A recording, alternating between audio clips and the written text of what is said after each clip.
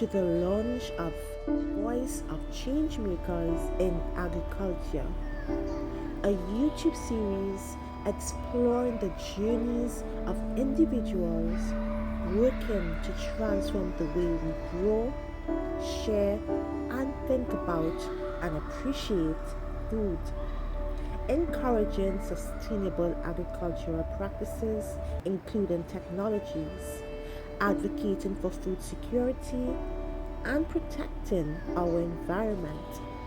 They help achieve mainly the SDGs 2, 3, 12, and 13.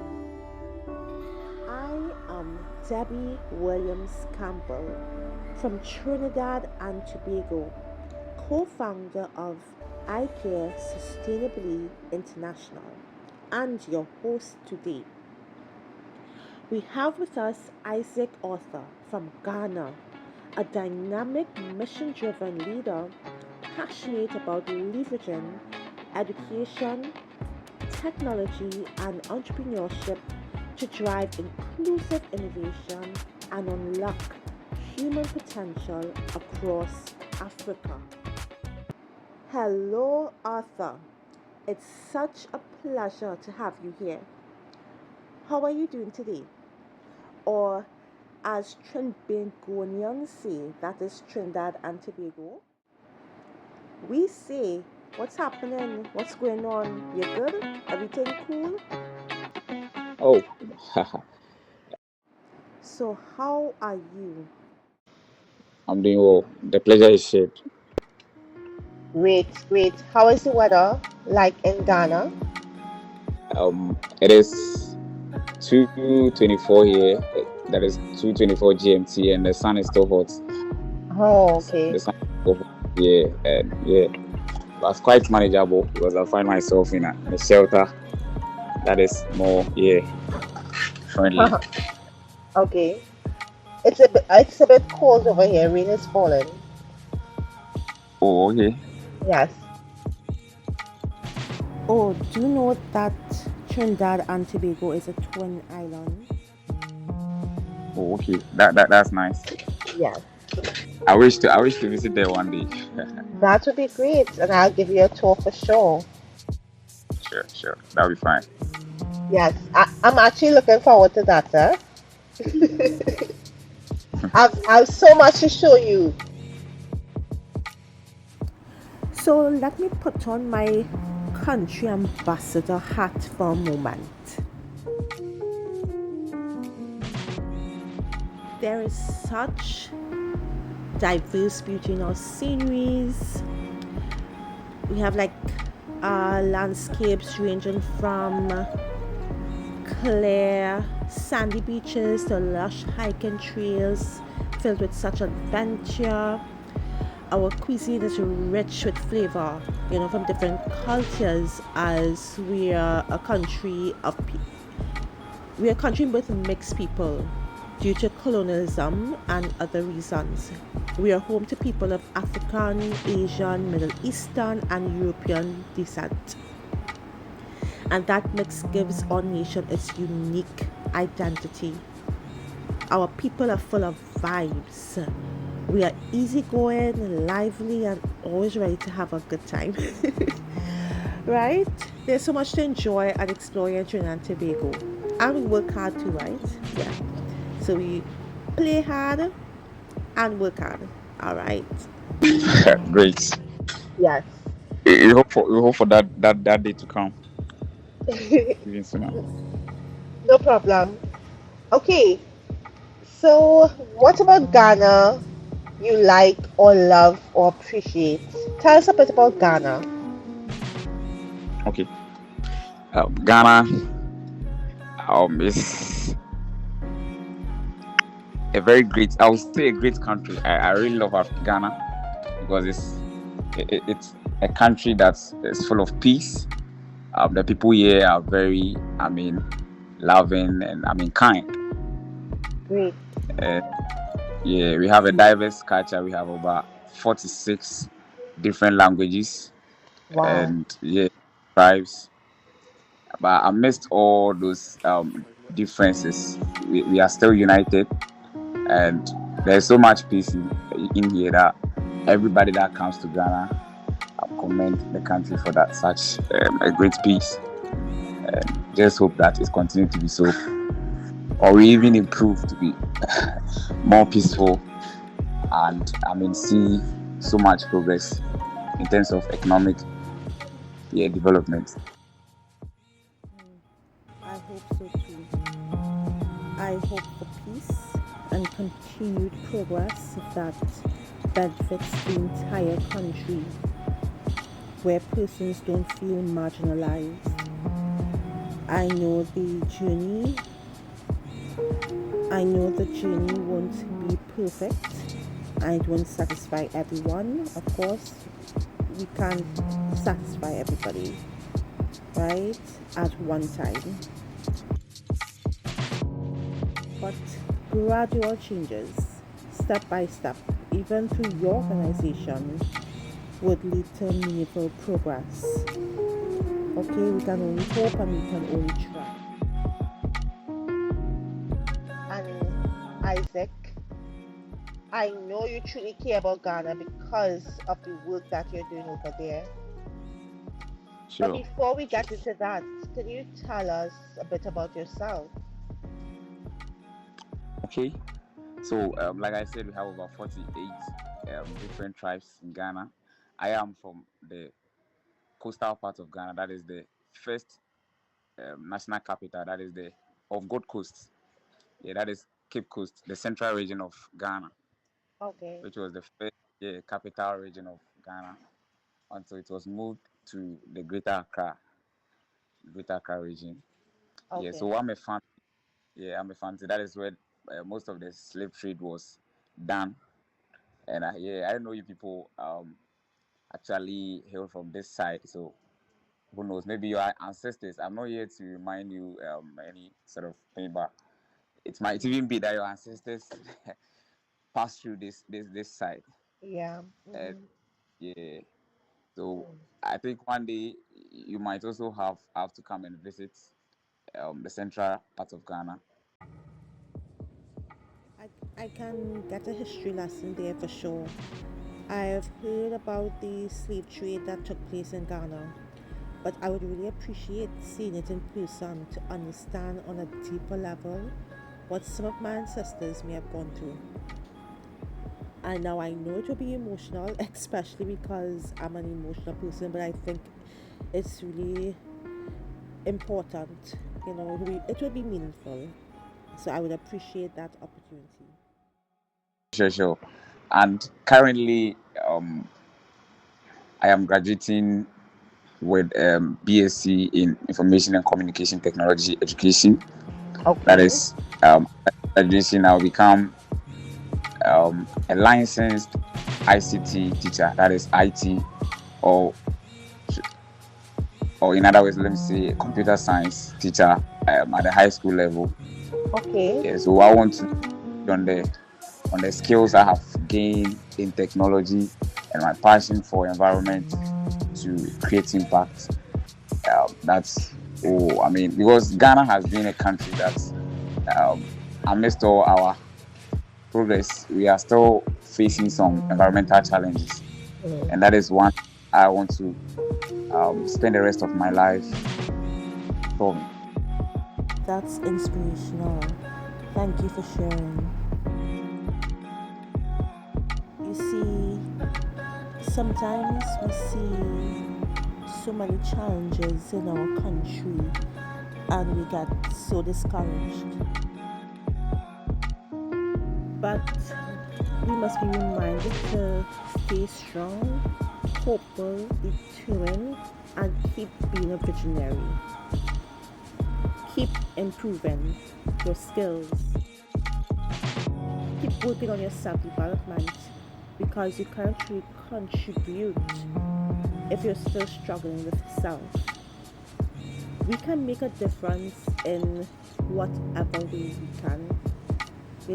We just need to try. Take that step of faith and do what is practical. Do what is needed.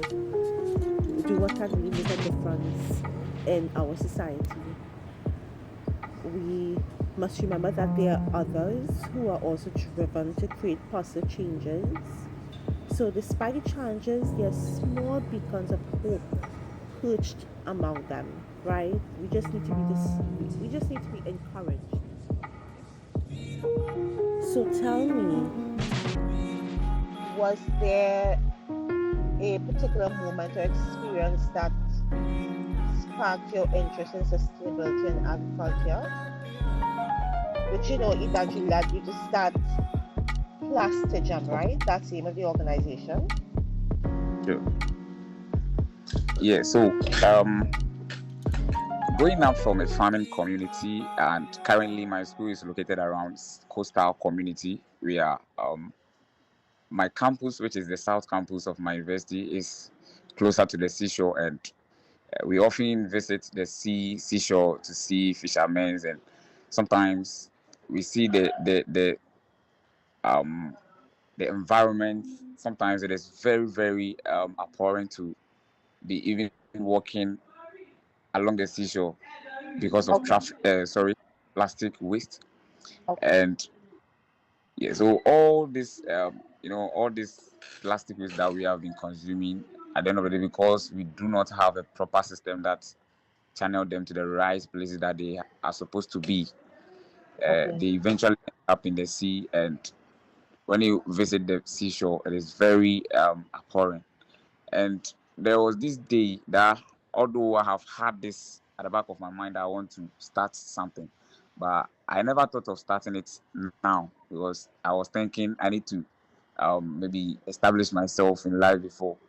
I was not Okay. thinking I will be able to start it during my university days, or my the days where I find myself as a student. But along the line, I was eating, I was eating, and I nearly ingested a piece of plastic. Oh, wow. Yeah, I nearly ingested it, and I was imagining how, you see, that was a bit visible. That was the reason why I Hmm. was able to. So I was pondering upon it. How many of these have I ingested? Exactly. Even So I me. got to realize at that point I got to realize that all this plastic that we see at the coastal, or what we throw um, out there irresponsibly, come back to our plates. So Yes. I had to start doing something about it. I don't have to Hmm. wait till tomorrow, because tomorrow is never promised. I had to begin something. That's the reason why I started Plastigem in my third year. I'm so glad you did. Okay, so tell me, how do we encourage that drive in others to want to make a difference, to see the urgency of dealing with certain issues like plastic pollution, and try to be part of the solution in whatever way possible. When I think about all the plastic on our beaches, oceans, on our sidewalks, it's both scary and heartbreaking. It's like people don't understand the real impact of plastic on our environment and on us, even though information is available. I guess a lot of people still don't grasp it. I don't know. I wish I could truly understand, like do a survey to figure out why. I imagine the fish ingesting the plastic, and then in turn we eat those fishes, right? And there's information on that out there, and how can we not see that that needs to be dealt with? That is, I just can't understand. Do we not care about ourselves enough? Is it that we have too many challenges on our hands, too many distractions, that we don't care for other things that are also important?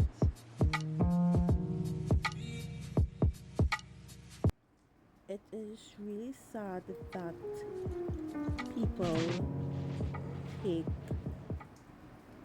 certain issues seriously when it truly impacts them or their loved ones, then they realize, wow, this thing is serious, but then it's too late. And now you are struggling, you're suffering, or you're seeing your loved ones suffering. And we shouldn't wait till it impacts us a great way or impact our loved ones seriously before we try to mitigate or help mitigate the issues in our society.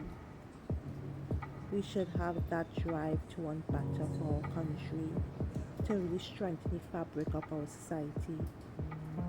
If we truly want to live in a better world and ensure that the world is sustainable for our children to live in. Yeah?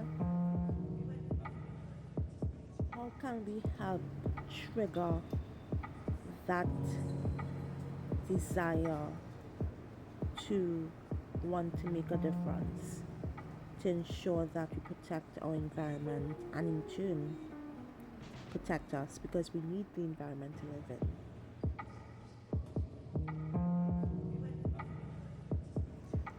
One of the things I do to discourage plastic pollution is that when I go to the beach, I carry a plastic bag to put my garbage in, which I carry back home. Now I would help clean up my area, and then come back to that beach the next day. And trust me, you will see litter, right?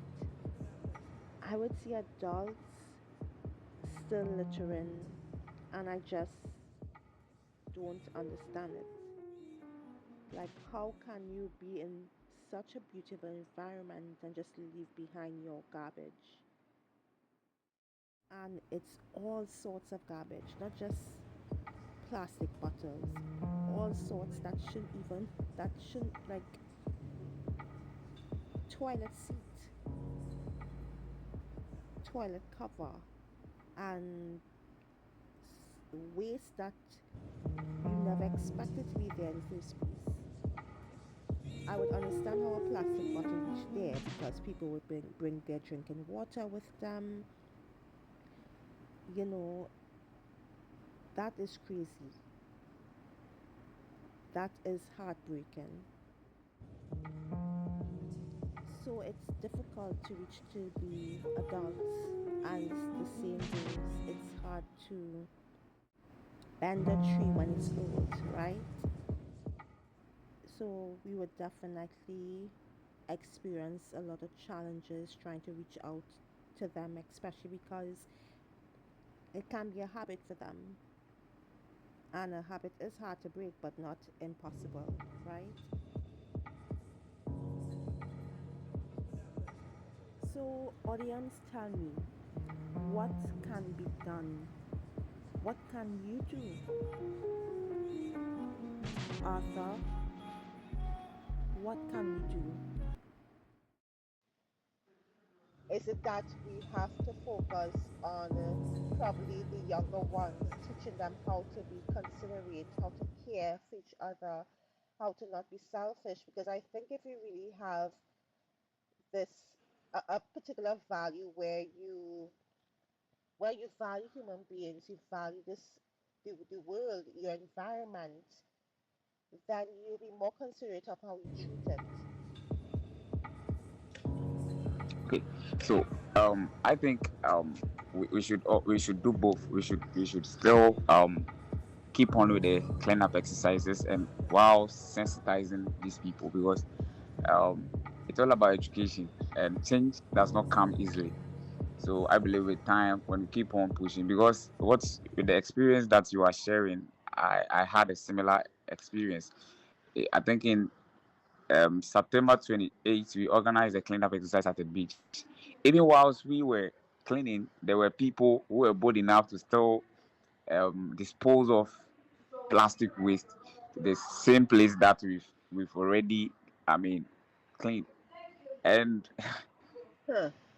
it, Wow. they feel like that. they feel like the seashore belongs to them. They are the native of the community and they can do whatever they want to the sea. But they don't have that knowledge that the sea is a shared resources to everyone, irrespective of where they find themselves. This the rubbish that we throw in here can travel far to even from the west or from, I mean, from the everywhere. I mean, it can travel from Ghana to any other coastal, um, I mean, yeah, coast. So we have to be very mindful, and I believe with the right education, things will change. Yeah. It would definitely take a lot of work. As the saying goes, nothing good comes easy. But let us not be discouraged. We have the skills, we have the abilities, the experience, the qualifications, so we can make a difference in whatever way we can. We just should not give up. Just keep trying, keep doing what we can, keep being practical, hopeful, and just have that desire to want better, to learn more, to do more, and set that example for the younger ones as they would look up to us. They would learn from us, they would be inspired by us.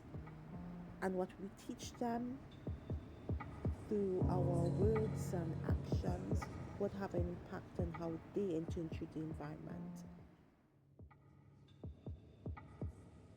What do we want this world to become?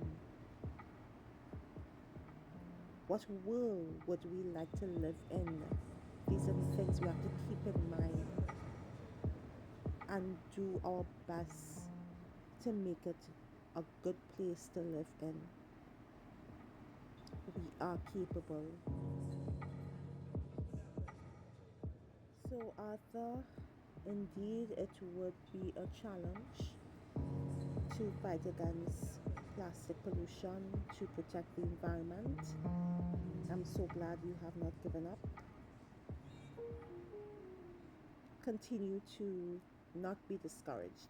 Continue to fight. Continue to grow. Continue to encourage. And I'm so proud of you for that. I'm inspired by you as well. So keep up with that good fight, brother. Keep it up. I really wish we can work together to find out the root causes of plastic pollution and why people litter within our society on the local level.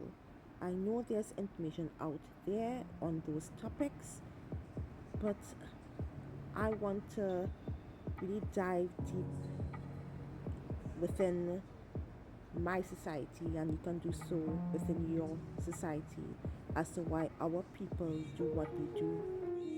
Why don't they see the urgency of protecting the environment? Oh gosh, I know I'm talking long, right? But here's what. I really wish we can really ask, do like a survey and find out more of what goes on in people's mind when they litter, when they just leave things all around. And sometimes a bin is right around the corner and they just choose to just leave it there. I don't know. Okay. So for some of them, you see, in Ghana here, when you go to those coastal areas, there are garbage cans, the big ones that they can go and dispose their garbage in there for a fee. Not so much, something some pennies, like, but when they are not willing to pay that money, Yeah. and Oh, okay. all this far they believe, so some of them don't even, there are public restrooms but they don't use it. Some of them still want to use the seashore for defecating. And Wow. Okay. yeah, So you go there and you see them open. Sometimes when you ask them, one time when we went to do the cleanup exercise, I asked one guy, why is it that there's a restroom closer? The parliamentarian there has built a restroom for them. So you go there for a fee, just some coins, 50 pesos in Ghana city. In USA, you will say 50 cents. Something small or something little that they have to pay, but they still, some of them, it is not because of the money. They say it is good for you to I mean defecate in an open place where you'll be having or you'll be feeling the air, the breeze Oh, from the sea. wow. So Okay. they say defecating at the beach brings them some kind of feeling that they will not get it when they enter that restroom, Hey. because they feel there is heat and they are going to, I mean, smell some kind of offensive, um, odor, as what they are trying to, or offensive stench. That's what they are trying to avoid. So, Wow. irrespective of the education, the provision of restroom, they still use the beach for defecation, and they Right. feel like the place belongs to them because they are the natives. That's one of the problems we have. So you can't come from anywhere to instruct them to do what you Yes. think. Yeah. So, how does your culture help protect the beaches? The actual culture, or culture wants. I mean, there are some provisions in the culture that makes room for preserving the sea. So in Ghana, we don't go to sea. We don't go to fishing on Tuesdays. Okay. You see, Wow. all these things are provisions to make sure that the sea rests, and I mean the fishes also get some kind of freedom to breed, and I mean explore and also increase in numbers so that there will always be fishes. So on every Tuesday, it is a holiday for fishes or fishermen. You understand? There are Very. Mhm. several provisions in those cultures that help to preserve the sea, but it is some deviant people in those communities who, I don't know, out of ignorance, Okay. yeah, do all those things to destroy the sea. I guess the thing is you can't get to inspire everyone. It is what it is. You can do what you But we will can do do. what we can do. Sure. Exactly. There will always be the defiant ones. Right, and I Sure. guess we just have to cater for that. Sure. Yeah. So, Arthur, that's it for today. I think we have left the audience with enough food for thought. I hope it was a shaken up, you know. I hope they were able to learn a lot or be inspired or really reflect on their actions. One thing I would say is that our conversation left us with a powerful message, which is even something as overlooked by some, such as plastic waste, can become a seed for new life when placed in the right hands. So I'm grateful that you've decided to make a difference. I know it's a lot of work, it's very challenging, but I believe in you. Thank you for focusing on turning waste into tools to help farmers, to help, bring sustainable change, to consider reshaping entire communities. Thank you for reminding us that real change often begins with someone who simply decides to try. And if more people dare to imagine solutions the way you have, the way Plastic Gem has, our future would look a lot brighter. So thank you for inspiring us with that vision.